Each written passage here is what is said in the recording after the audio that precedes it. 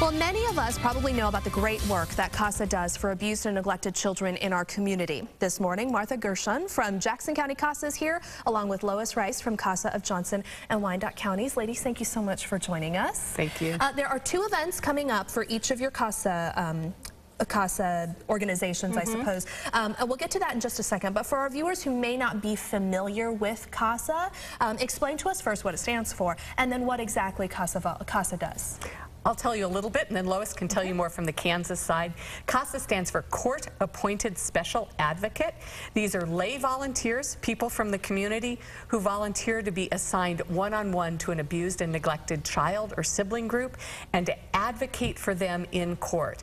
That means to know what they need, know where they would be safe. Can they stay with a foster family? Could a grandmother possibly adopt them? Do they need medical care? Do they need therapy? And bring that information to the attention of a judge who's going to make decisions about those children. Really, as I've always understood, it's really providing a voice for these children who otherwise may not have someone, unfortunately, with their best interests at heart. Exactly. The CASA volunteers are able to focus on the child and what that specific child needs in order to thrive and become the most successful child and then to be adult that they possibly can.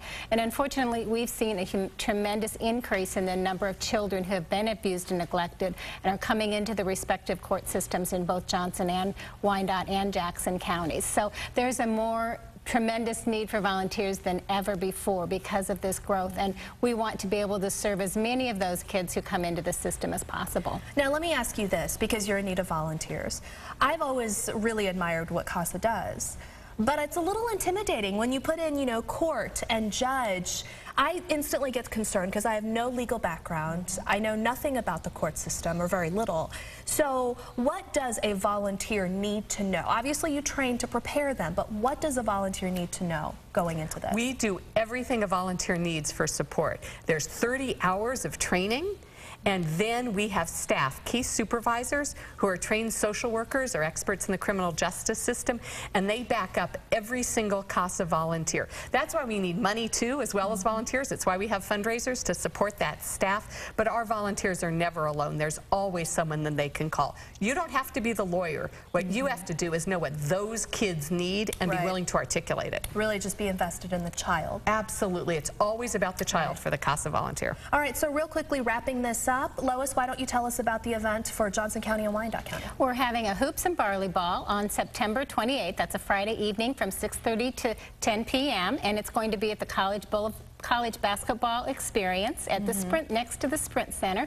It will be a fun evening with games. You'll get admission to the Hall of Fame. We'll have some dancing with a band playing there and a lot of silent auction items which people will have the opportunity to bid on and win. And the monies, like Martha indicated, will go to support our volunteers for supervision and support. And the event that you guys have coming up for Jackson County? This Saturday from 11 a.m. to 4 p.m. we have Carnival for CASA at Paradise Park in Lee's Summit. It's a family-friendly fundraiser. You can bring your kids. You have access to all the attractions at Paradise Park, plus a lot more. And can I give you our website so everybody knows? Go for it. www.casakc.org. Information about both events is up there. All right, fantastic. So there you go. If you'd like to help through fundraising or if you'd like to be a CASA volunteer, wonderful ways to help the children in our community. Thank you, ladies, so much for coming in. Thank you.